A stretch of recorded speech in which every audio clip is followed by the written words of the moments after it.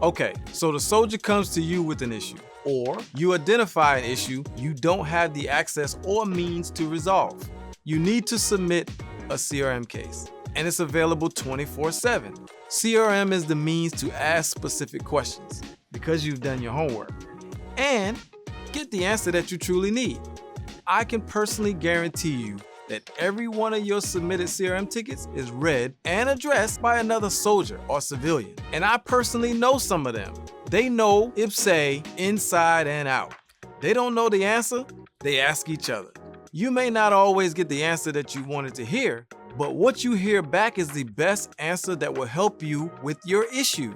It may feel like you're screaming in an empty room sometimes, but let's face it, submitting a CRM ticket generally takes longer.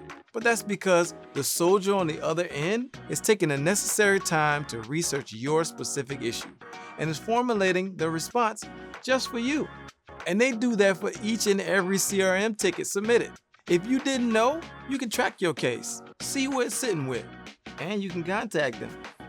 The transparency of the cases is there for you.